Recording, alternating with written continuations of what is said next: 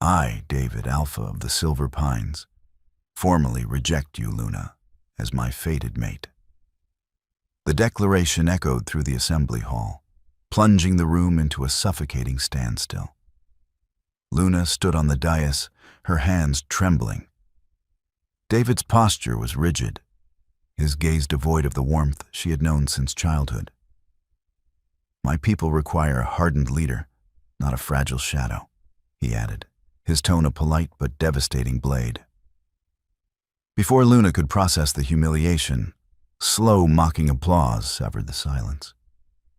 From the arched doorway stepped Silas, Alpha of the rival Blood Moon pack. "If you so carelessly discard such a treasure, David," Silas murmured, his eyes locking onto Luna's tear-filled gaze, "I will gladly claim her as my own." The Grand Hall of Silver Pines was an architectural marvel of polished cedar and river stone, designed to project unyielding strength. Tonight, it felt like an execution chamber. The collective breath of the pack hitched as Silas advanced. His heavy, dark boots made no sound against the marble floor, a predator's grace that immediately set the room's elite guard on edge. Silas was the antithesis to David's golden-haired, rigid perfection. He was raven dark, his features carved from harsh winters and violent battles. The blood feud between their packs spanned 3 generations, a history paved with ash and grief. David shifted, his broad shoulders squaring as he stepped in front of the elders' table. "You trespass, Silas," David warned, his voice a low, vibrating rumble that demanded submission.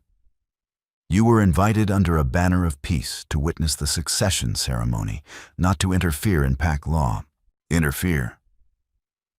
Silas stopped at the base of the dais, his hands casually resting in the pockets of his tailored obsidian coat. A dangerous, polite smile played on his lips. "I am merely observing the laws of nature, Alpha David. You abandoned a mate. An unprecedented, foolish choice, but yours entirely. By your own words, she is now unbound." Luna remained frozen on the raised platform. The agonizing sting of David's rejection still burned in her chest, a hollow, tearing sensation where her spiritual bond to him was violently fraying. She had loved David since they were children, skinning their knees in the pine forests. They had learned to track together. They had studied the ancient texts together. But as the mantle of Alpha had settled upon his shoulders last winter, David had changed. He became obsessed with alliances, military might, and optics. She, a healer with an affinity for botany rather than bloodshed, had become a liability in his calculating eyes. She slowly turned her head toward David. She waited for him to retract his words, to realize the magnitude of the mistake he was making. But David only watched Silas, his jaw clenched, his golden eyes narrowed in calculating defiance. David did not look at her. That realization was a physical blow, sharper than the rejection itself. He had planned this. He had invited their greatest enemy here to show absolute dominance, to prove he was unswayed by fate or sentiment. "She is unbound, but she is still Silver Pines," David stated, his tone impeccably diplomatic despite the rising hostility in the room. "Her future will be decided by the council." "I disagree," Silas countered smoothly. He took a deliberate step up the dais. The Silver Pines guards drew their ceremonial blades, the metallic rings slicing through the tension. Silas did not even flinch. He kept his dark, intense gaze locked solely on Luna. "Do not take another step," David commanded. The air crackled with his oppressive aura, a heavy, invisible weight designed to force lesser wolves to their knees. Silas ignored the pressure. He ascended the second step, stopping mere inches from Luna. Up close, the Blood Moon Alpha smelled of impending rain and sharp cedar. Luna looked up into his eyes. She expected to see mockery, a cruel victor claiming a spoil of war to humiliate his rival. Instead, she found a strange, simmering intensity, a tempest of respect and ancient recognition that made her breath catch in her throat. A fragile shadow, he called you. Silas spoke softly, his voice meant only for her, yet carrying in the breathless silence of the hall. He looks at the moon and complains that it does not burn like the sun. How profoundly blind. Luna swallowed hard, her heart pounding a frantic rhythm against her ribs. "Why are you doing this?" she whispered. "Because you are not a shadow," Silas replied, raising his hand. He did not touch her, his fingers hovering respectfully a millimeter from her cheek. "And I do not let priceless things shatter on the floor." David's composure finally fractured. "Get away from her, Silas. This is a diplomatic warning. Touch her, and the truce ends tonight." Silas slowly turned his head to look over his shoulder at David. The smile was gone, replaced by a chilling, absolute authority.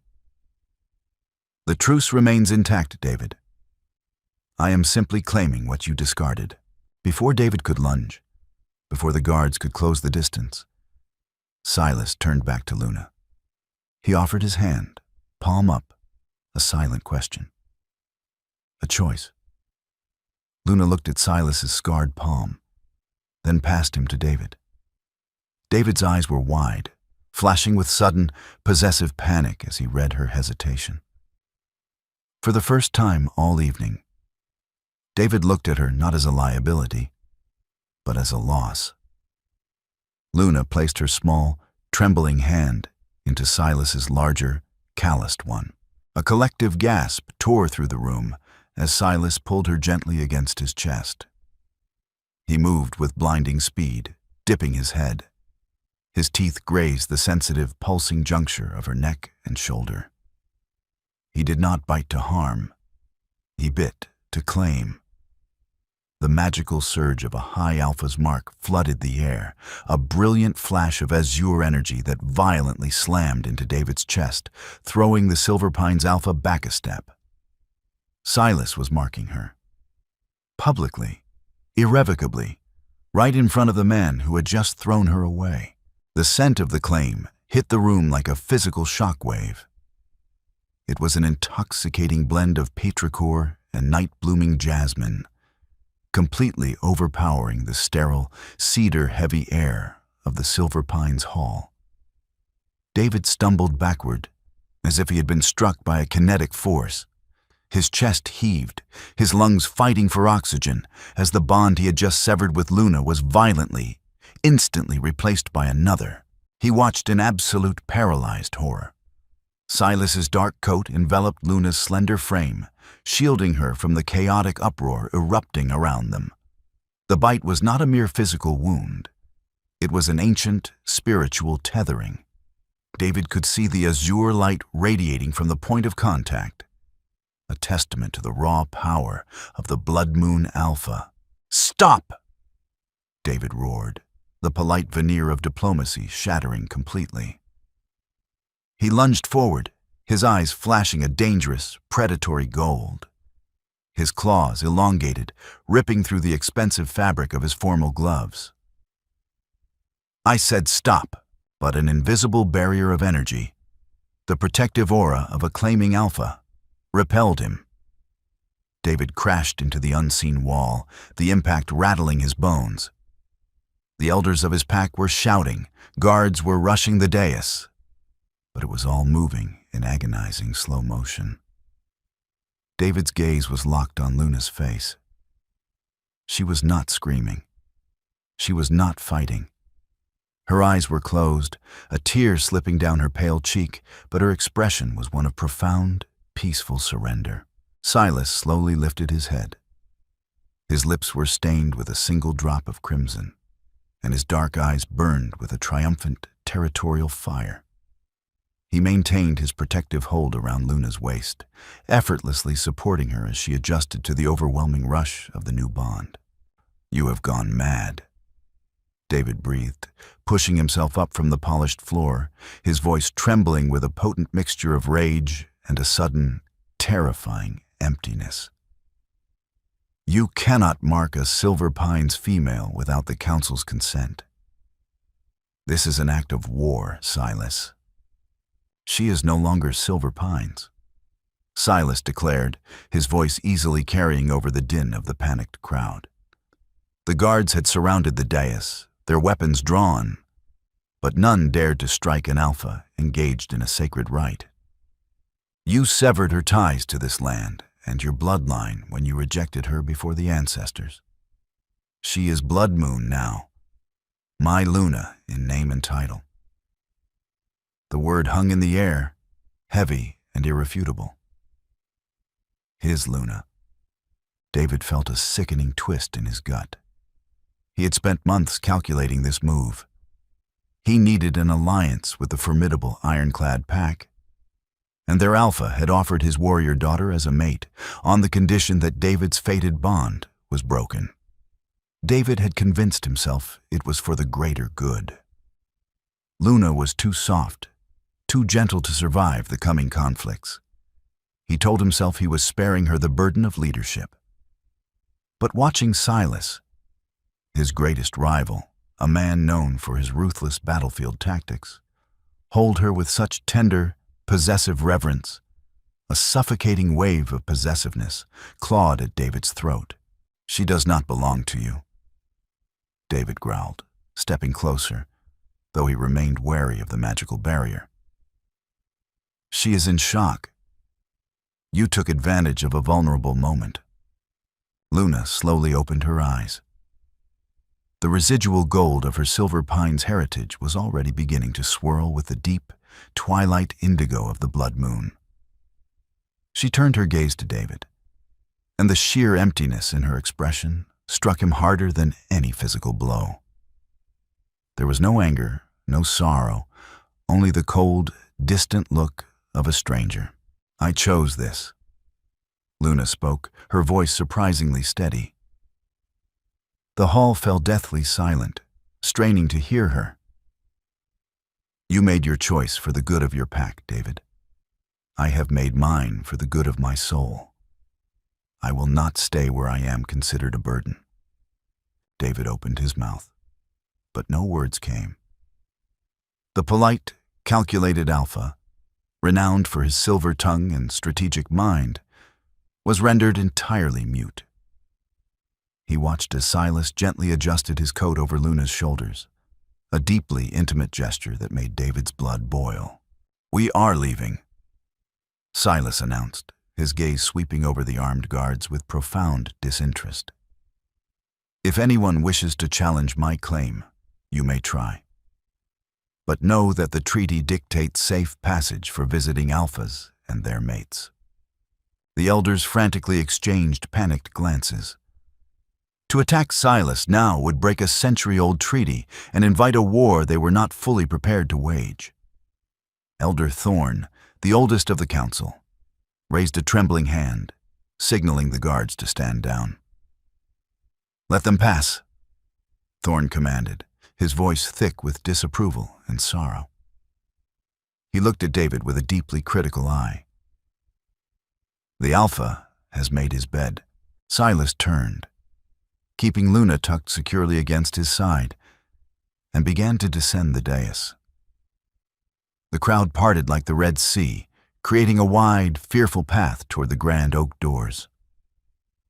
David stood frozen on the platform, his hands balled into fists so tight his palms bled. He watched the back of Luna's dress disappear into the sea of shadows and murmurs, the horrific realization settling heavily into his bones. He had just handed his greatest weakness directly to his greatest enemy. The journey to the Blood Moon territory was conducted in absolute silence. The sleek, armored SUV tore through the winding mountain roads, leaving the polished elegance of Silver Pines far behind.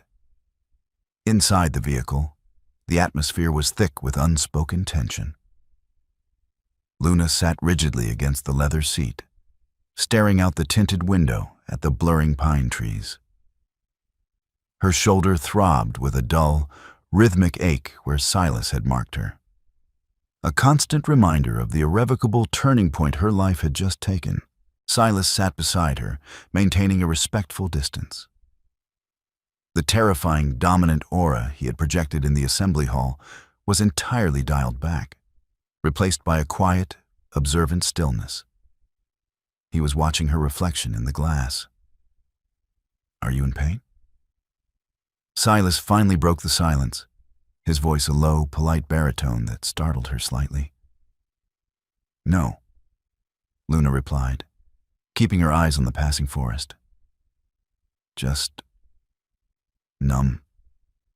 It feels as though I have stepped into someone else's life. The initial shock of a severing is severe," Silas said softly.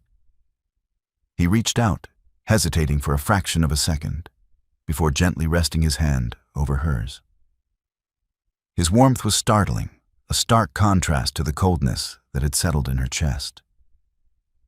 "David was a fool to do it so publicly. He intended to break your spirit so you would quietly accept a lesser station." Luna finally turned to look at him. In the dim lighting of the car, Silas's sharp, imposing features were softened by the shadows. "Why did you step in? We are enemies. Our packs have spilled each other's blood for decades. Taking me, it is an immense political risk." "I do not care about the politics of Silver Pines," Silas stated calmly, his dark eyes unwavering. "And we are not enemies, Luna. Our grandfathers were enemies. Our fathers were enemies. I have spent my tenure as Alpha trying to rebuild what they burned.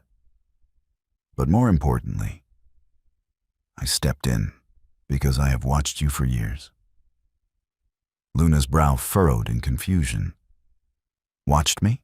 "At the border summits, the solstice festivals," Silas explained, a faint, almost shy smile touching the corner of his mouth. "You were always in David's shadow, mending the injured, calming the panicked, negotiating trade while he postured and threatened. You are the heart of that territory.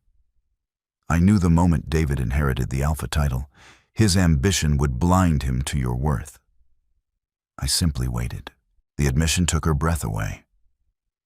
While David had viewed her gentle nature as a liability, this fearsome, battle-scarred Alpha had recognized it as a strength.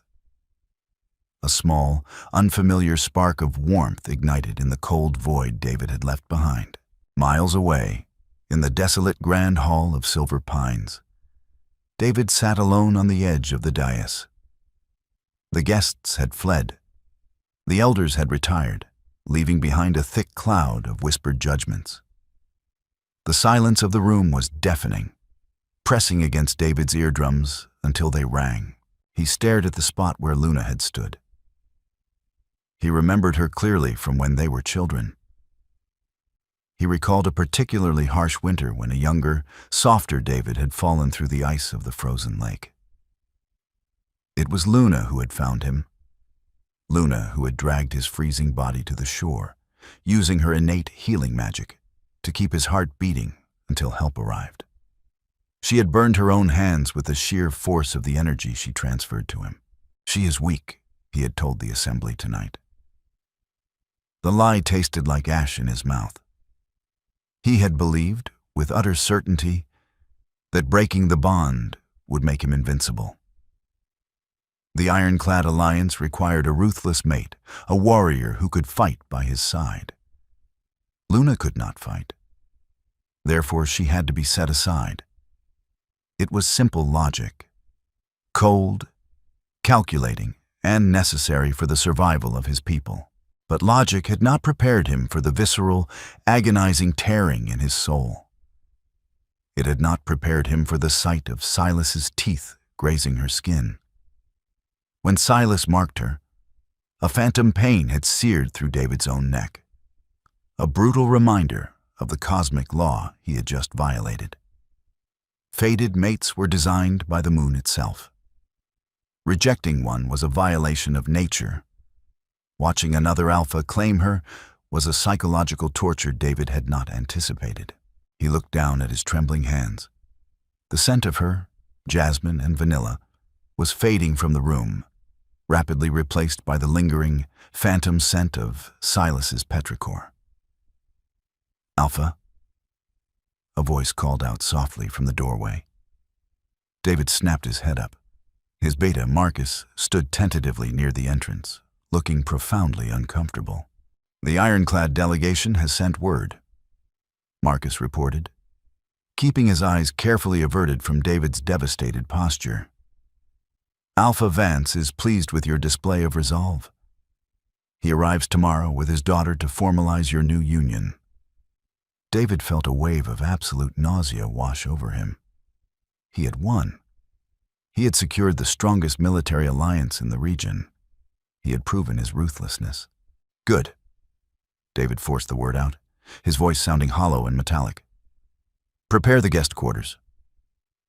Marcus nodded slowly. "And about Luna, sir?" "The pack is unsettled.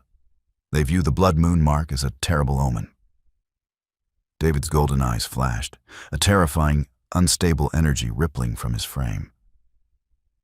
"Luna is dead to us," he commanded, though his voice cracked on the final syllable. "Anyone who speaks her name will answer to me." As Marcus quickly bowed and retreated, David buried his face in his hands. He had built his impenetrable fortress, but as the first night without his fated mate descended, he realized he had locked himself inside a tomb. The morning sun offered no warmth to the Silver Pines estate, its pale light struggling to pierce the heavy, gray cloud cover that had settled over the mountains.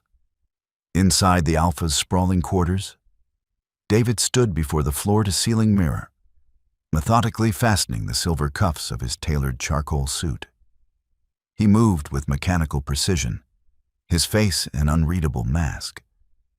But beneath the surface, his body was waging a quiet, desperate war against itself. The severing of a fated bond was not merely an emotional trauma. It was a physical amputation of the soul. A dull, rhythmic ache throbbed at the base of his skull, and a persistent, freezing hollow had hollowed out his chest, a void that no amount of ambient heat could warm. He stared at his reflection, noting the faint, dark circles beneath his golden eyes. He had not slept. Every time he had closed his eyes, his mind had replayed the blinding azure flash of Silas's teeth grazing Luna's neck, the agonizing phantom sting of a claim that belonged to an enemy. He forced his jaw to unclench. This was the price of power, he reminded himself coldly. He had excised a weakness to secure a fortress. Today, that fortress was arriving. The heavy metallic rumble of armored engines echoed through the valley, vibrating against the reinforced glass of his window. David turned, watching as a convoy of matte black, military-grade SUVs rolled through the wrought iron gates of the estate. The ironclad pack had arrived. There was no elegance in their approach, no diplomatic subtlety, only a sheer, crushing display of mechanized dominance. By the time David descended the grand staircase to the main courtyard, his beta, Marcus, had already assembled the honor guard. The air was thick with the scent of diesel, cold steel, and the sharp, aggressive pheromones of the ironclad wolves. The door of the lead vehicle swung open, and Alpha Vance stepped out. Vance was a mountain of a man, his face crisscrossed with pale, jagged scars, his broad shoulders stretching the fabric of his heavy military coat. "Alpha David," Vance boomed, his voice like grinding stones, bypassing any polite greeting. He did not offer his hand. Instead, he gave a curt, assessing nod. "A fine estate, a bit exposed on the southern ridge, but we can fortify that. I see you managed to clean house before our arrival." The callous reference to Luna's departure sent an involuntary, violent spike of defensive rage through David's bloodstream. He forced a diplomatic, rigid smile. "Alpha Vance, welcome to Silver Pines. The southern ridge is protected by a natural ravine, but I welcome your strategic input. The treaty stands, as agreed." "Indeed it does," Vance replied, stepping aside. "Allow me to present the seal of our alliance. My daughter, Elena." From the shadows of the vehicle emerged a woman who looked as though she had been forged from the same unforgiving steel as her father. Elena was strikingly beautiful, but it was a severe, predatory beauty. Her dark hair was pulled back tightly, emphasizing sharp, aristocratic cheekbones and eyes the color of a winter sky. She wore a tailored, dark gray combat suit that was entirely practical, yet undeniably imposing.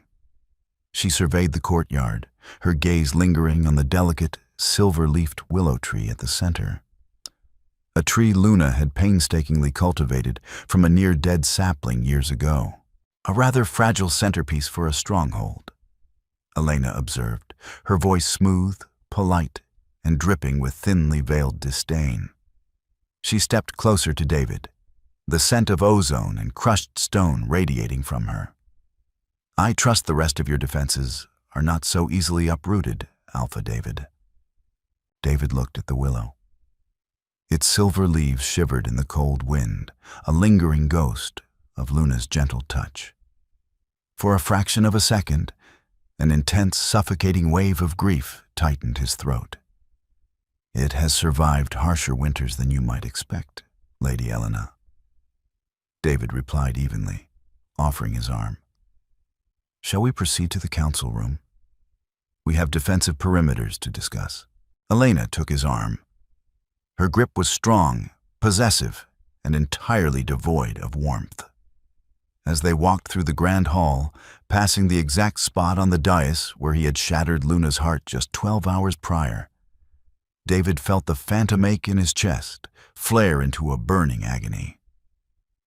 The pack elders bowed respectfully as they passed, but David could read the silent, fearful apprehension in their eyes. They had traded their gentle healer for a warlord's daughter. "My father intends to station 200 of our elite guard along your western border," Elena murmured, leaning close to him, her tone strictly business.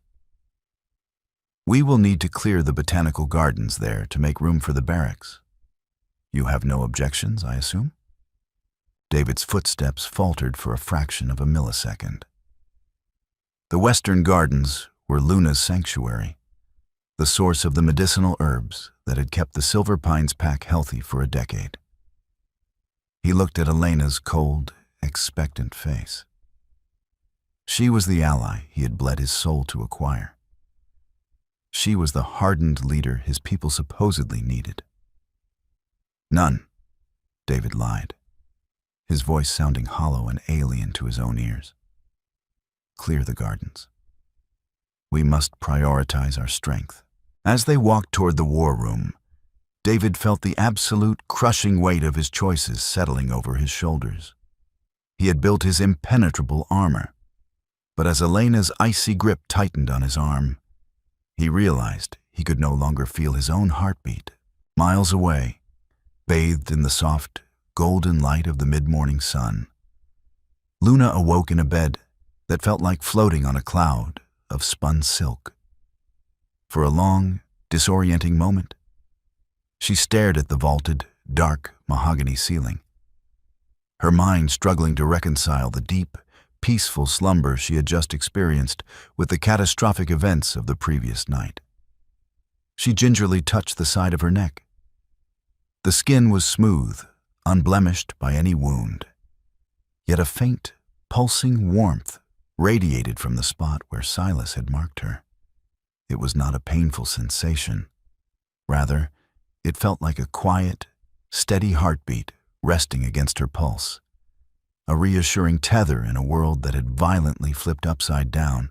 She sat up, taking in her surroundings. The guest suite in the Blood Moon estate was a masterpiece of architectural contrast. While silver pines favored stark whites and polished cedar, this room was a study in rich, grounding tones, deep indigos, obsidian accents, and massive windows that invited the surrounding, untamed forest inside. It did not feel like the fortress of a savage enemy. It felt like a sanctuary. Rising from the bed, Luna found a wardrobe stocked with elegant, comfortable clothing in her exact measurements. She dressed in a soft, dark slate tunic and tailored trousers, the fabric feeling luxurious against her skin. Hesitantly, she opened the heavy oak door of her suite. She expected to find guards stationed outside, wardens to keep the rival alpha's discarded mate in check. Instead, the wide, sunlit corridor was empty, save for a gentle breeze carrying the scent of rich soil and distant rain. She wandered through the sprawling estate, her anxiety slowly ebbing away. Whenever she encountered members of the Blood Moon pack, tall, imposing figures with battle scars and fierce eyes, they did not glare or whisper. Instead, they stopped, lowered their gazes respectfully, and bared their throats in a traditional, deeply reverent gesture of submission. They were treating her not as a spoil of war, but as their Luna. The realization sent a shiver of profound awe down her spine. Following the scent of damp earth and blooming flora, Luna found herself standing before massive, wrought-iron double doors. Pushing them open, she gasped. She had stepped into a colossal, glass-domed conservatory. It was a chaotic, beautiful jungle of rare medicinal herbs, towering ferns, and vibrant, night-blooming flowers. But it was overgrown, wild, and in desperate need of a healer's disciplined hand. "My mother built this place." A low, resonant voice spoke from the shadows. Luna turned, her breath catching. Silas stood at the edge of the foliage, dressed simply in a dark Henley and trousers, holding a steaming porcelain teacup. Without the heavy, formal coat of the previous night, he looked less like a terrifying warlord and more like a weary, watchful guardian. The sunlight caught the faint, silver scars along his jawline, highlighting the harsh life he had endured to secure his pack's survival. "It is breathtaking," Luna whispered, stepping carefully toward a patch of wilted moon lilies, her fingers instinctively brushing against the dry leaves. "But it has been neglected. The soil pH is entirely unbalanced here." Silas walked forward, his movements possessing that same silent, predatory grace, yet completely devoid of threat. He handed her the teacup. "Chamomile and dried blackberry," he murmured, to help with the residual adrenaline. Luna accepted the cup, the warmth seeping into her cold palms. She looked up into his deep, obsidian eyes. "You brought me to your stronghold, Silas. Your people bow to me. You offer me tea. I do not understand. David said your pack only valued raw power and conquest. David understands how to read a ledger, but he does not know how to read a soul." Silas replied smoothly, his gaze dropping momentarily to the faint azure glow beneath her skin, before meeting her eyes again. "My pack has spent 3 generations fighting. We are scarred, Luna. We have warriors in abundance. What we lack, what we have desperately prayed for, is someone who knows how to mend what is broken. We do not need another sword. We need a healer." The quiet, raw vulnerability in his confession struck Luna harder than any shout or command could have. For years, she had been made to feel small, her affinity for healing viewed as a tragic deficiency in a world of wolves. Now, the most feared alpha in the region was standing before her, humbly asking for her strength. "I can save these lilies," Luna said softly, her voice trembling slightly with suppressed emotion. She looked around the vast, chaotic greenhouse. I can balance the soil, but it will take time. Silas reached out. He did not grab her, but gently, respectfully, brushed a stray lock of hair behind her ear. The brief contact sent a jolt of comforting electricity straight to her core. "Take all the time you need, Luna," Silas promised, his voice a low, protective vow. "This is your domain now. Here, you will never be asked to hide in the shadows." For the first time since she was a little girl skinning her knees in the forest, Luna smiled. It was a small, fragile thing. But as she looked at the towering, battle-hardened man standing amidst the overgrown flowers, she realized with sudden, shocking clarity that her life had not ended on the dais at Silver Pines. It was only just beginning. The neutral grounds were a stark, circular pavilion built of pale stone, situated exactly on the border where the Silver Pines, Blood Moon, and Ironclad territories converged. By ancient law, all major shifts in pack leadership and alliances had to be formally registered here, under the watchful, impartial eyes of the regional elders. The pavilion was entirely open to the elements, the howling mountain wind serving as a constant reminder of the harsh world they governed. David stood at the edge of the stone platform, his posture rigidly perfect. The phantom ache in his chest had crystallized into a permanent, freezing weight. Elena stood beside him, her hand gripping his forearm with a possessive, territorial tightness that felt more like a shackle than an embrace. She was dressed in severe, imposing combat leathers, her posture daring anyone to challenge their newly forged dominance. Behind them, Alpha Vance and a formidable contingent of Ironclad and Silver Pines guards formed a wall of intimidating silence. "They are late," Elena noted, her voice carrying a sharp edge of irritation. A calculated insult, no doubt. The Blood Moon savage likely does not own a timepiece.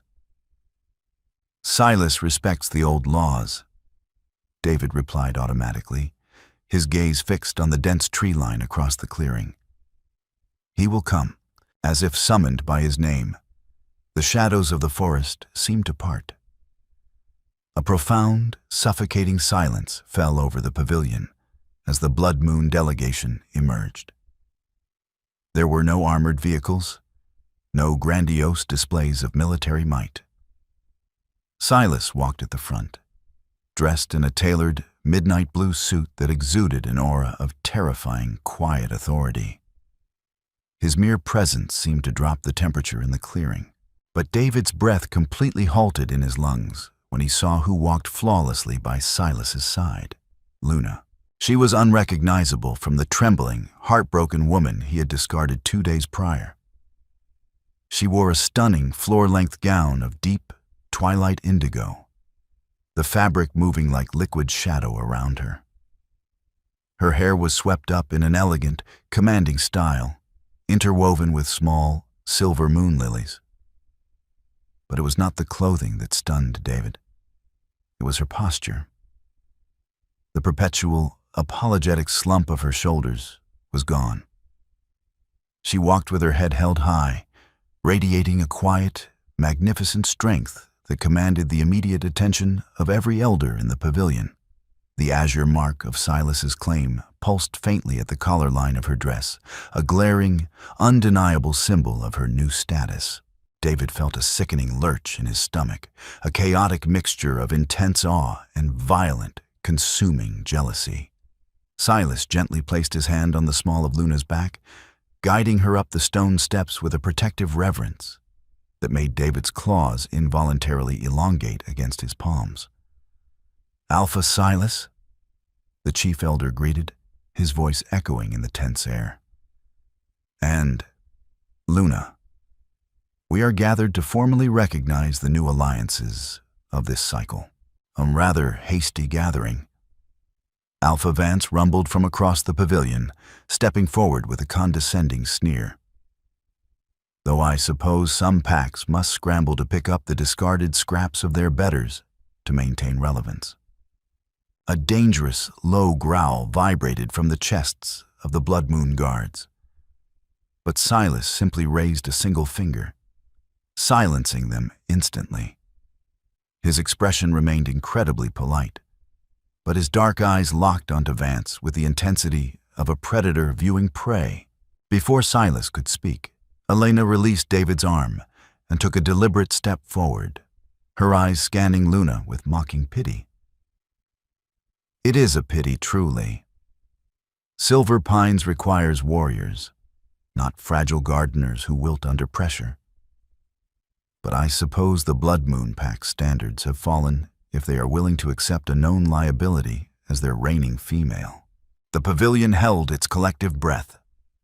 David opened his mouth to intervene, an instinct to protect Luna surging to the surface. But he was paralyzed. He was allied to Elena now. To defend Luna was to break his own treaty. Luna did not shrink back. She did not look to Silas for protection. Instead, she stepped forward, smoothly closing the distance, until she stood only a few feet from the formidable, ironclad heiress. Luna's expression was an exquisite portrait of serene, terrifying calm. A liability, Luna repeated, her voice musical, polite, and carrying effortlessly across the wind-swept stone. A fascinating perspective, Lady Elena. Tell me, when your father's soldiers contracted the marrow-rot fever during the southern campaigns 3 years ago, who do you believe formulated the cure that saved half your standing army? Elena's arrogant smirk faltered, her winter sky eyes narrowing in sudden confusion. That was a humanitarian shipment from the Central Apothecaries. No, Luna corrected softly, a devastatingly polite smile gracing her lips.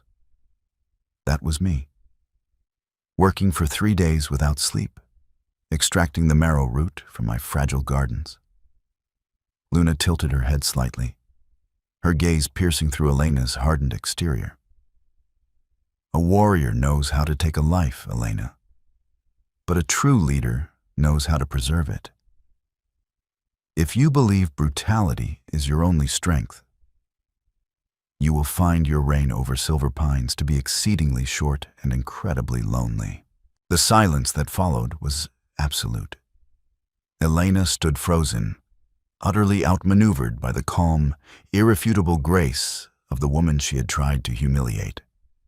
Silas's chest swelled as he looked at Luna, a raw, undeniable look of pride and profound adoration flashing across his battle-scarred face.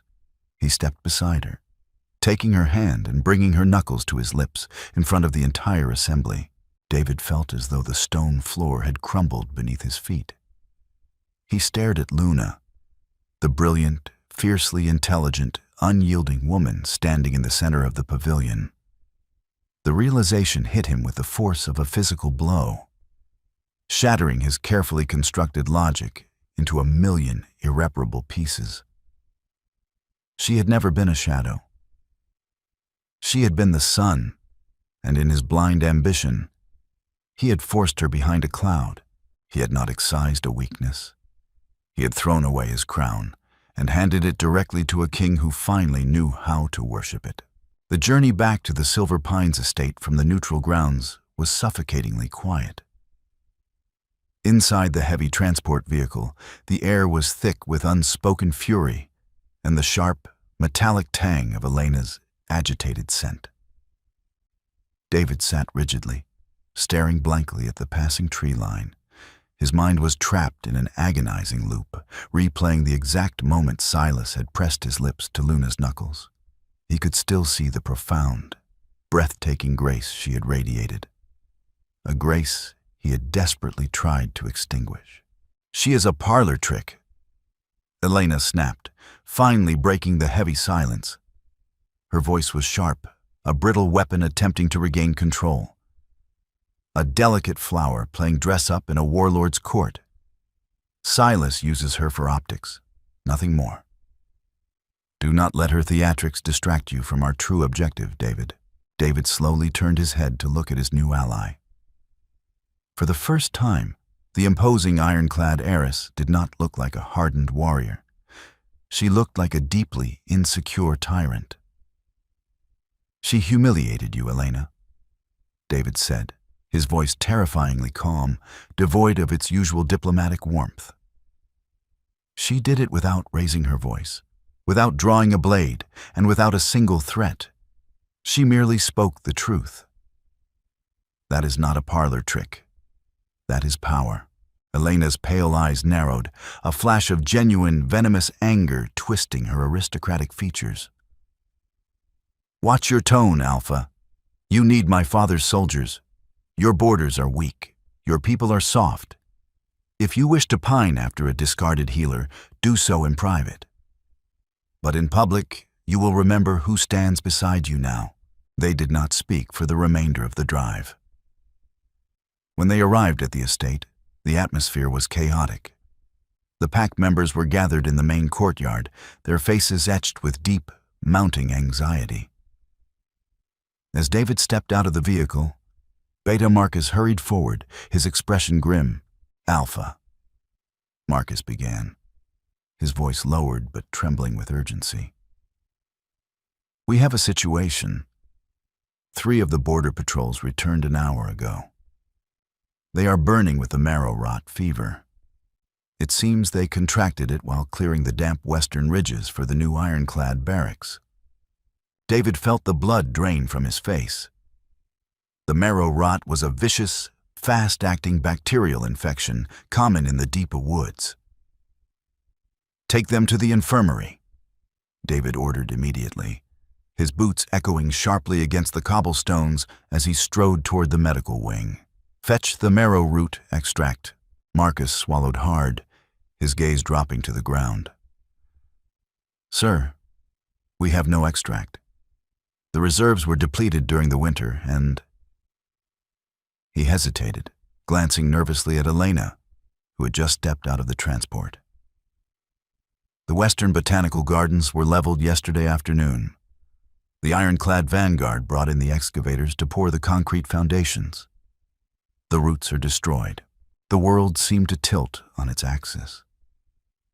David stopped dead in his tracks. He stared at Marcus, the horrific realization crashing over him like a physical avalanche. Luna's gardens, the sanctuary he had callously ordered destroyed to make room for soldiers. He had paved over the very medicine his people desperately needed.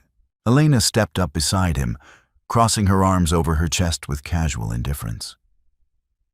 Quarantine the infected patrols in the outer sheds, she commanded Marcus, completely bypassing David's authority.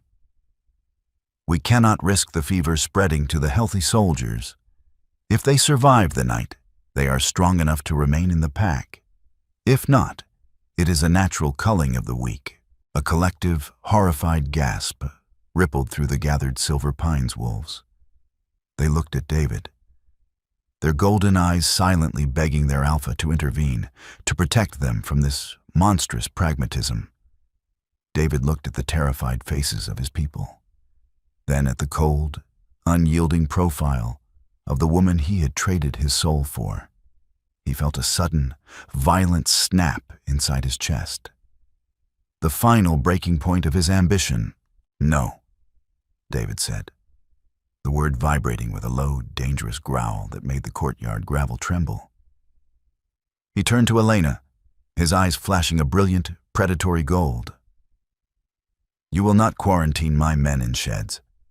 You will not speak of culling my pack. This is Silver Pines, Elena, not a slaughterhouse. Elena stiffened, her hand dropping instinctively to the hilt of the ceremonial blade at her hip. You are bordering on treason against our treaty, David. My father, your father can take his concrete and his arrogance back to the mountains. David interrupted, his voice rising, echoing against the stone walls of the estate. The sheer, oppressive weight of his alpha aura slammed into the courtyard, forcing the ironclad guards to stagger backward. I am the Alpha here. Marcus, take the sick to my personal quarters. Use the ice baths to manage the fever. I will find a cure. As Marcus rushed to obey, David stared down the ironclad heiress. He had made a catastrophic error. But as he watched Elena's smug superiority curdle into rage, he realized he would rather die trying to fix his mistake than live a single day longer in the suffocating armor of a tyrant. He had to save his people, and he knew exactly who held the only cure. By nightfall, the situation at Silver Pines had deteriorated into a waking nightmare. The fever had spread rapidly, claiming 2 more guards and, terrifyingly, Elder Thorn. The grand estate, once a beacon of pristine strength, echoed with the agonizing, ragged coughs of the afflicted.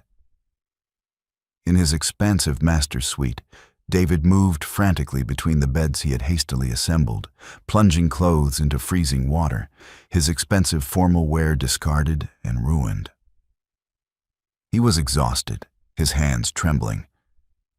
But the phantom ache in his chest, the void where his bond to Luna used to be, screamed louder than his fatigue. Down in the main hall, a different kind of fever was brewing. Alpha Vance had arrived ahead of schedule, marching through the front doors with a heavy contingent of armed elite guards. Word of David's defiance in the courtyard had reached the ironclad warlord, and he had come to violently assert his dominance. David descended the grand staircase, his sleeves rolled up, his hands stained with cold water and desperation. He met Vance in the center of the hall. The ironclad Alpha looked like a walking mountain of fury, his scarred face twisted into a snarl. Elena standing smugly at his side. "You have forgotten your place, boy," Vance boomed, his voice devoid of any diplomatic pretense. He did not care who heard him. "You begged for my protection. You severed your own mate to prove you had the stomach for our ranks. And now you embarrass my daughter over a few sick whelps?" "They are my pack," David replied, his voice raspy but resolute. The grand hall was lined with his own guards, their hands gripping their weapons tightly, waiting for his command. "Your presence here has brought nothing but destruction. You cleared our medicine. You insult our elders. You demand obedience through fear. I will not let you turn Silver Pines into a graveyard." Vance laughed, a harsh, grating sound that held no humor. "You are already a graveyard, David. You just lack the sense to lie down. You have no allies. You have no healer. By tomorrow morning, half your guard will be dead from the rot. Yield command of the estate to Elena immediately, or I will consider your defiance an act of war, and we will take it by force." The threat hung in the air, heavy and absolute.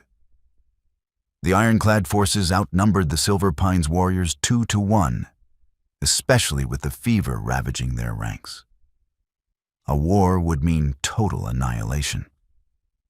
David looked around the hall, seeing the profound fear in his people's eyes. He had led them to the edge of a cliff, blindfolded by his own ego. "No," David said softly. The single syllable carried immense weight. He stepped forward, closing the distance until he was chest to chest with the massive warlord. "I yield nothing to you. The treaty is broken. Take your soldiers and leave my lands, Vance. If you draw a blade here tonight, I swear by the ancestors, I will ensure you do not walk out of this valley alive." For a tense, agonizing moment, Vance weighed the threat. He saw the manic, desperate light in David's eyes, the look of a man who had already lost everything that mattered and was entirely prepared to die, taking his enemies with him. Vance sneered, stepping back. "You are a fool," Vance spat, signaling his guards. "You have signed your pack's death warrant. When the fever takes the rest of your strength, we will return, and we will not ask for your surrender then." As the heavy oak doors slammed shut behind the retreating ironclad forces, the grand hall fell into a stunned, terrifying silence. Marcus approached David, his face pale and drawn. "Alpha. They will be back by the end of the week. And Elder Thorn, his breathing is shallow. We cannot stop the fever." David looked at his trembling hands. The crushing weight of his colossal failure pressed him down until he felt he could barely stand. He had prioritized a sword over a shield, and now his people were bleeding out. "Prepare a transport," David whispered, his voice cracking with profound exhaustion and sudden, terrifying clarity. "To where, sir?" Marcus asked, confusion etching his features. "We have nowhere to run." "I am not running, Marcus," David replied, looking toward the large windows that faced the dark, looming mountains to the north. "I am going to the Blood Moon border. Alone." Marcus gasped. "Sir, Silas will kill you on sight. You broke the peace at the neutral grounds. You insulted his Luna. It is suicide." "Perhaps," David agreed, a strange, tragic peace settling over his chaotic mind. "But it is the only chance you have. Keep the ice baths cold. I will bring back a cure, or I will not return at all." He turned and walked out into the freezing night. He was no longer the proud, untouchable Alpha of Silver Pines. He was a broken man, walking into the lion's den to beg the sun for a single ray of light. Thank you for listening to the story. Please like, share, and subscribe to the channel for more movie stories. Let us know in the comments below. Do you think David deserved his fate? Or should Silas have been more lenient with him?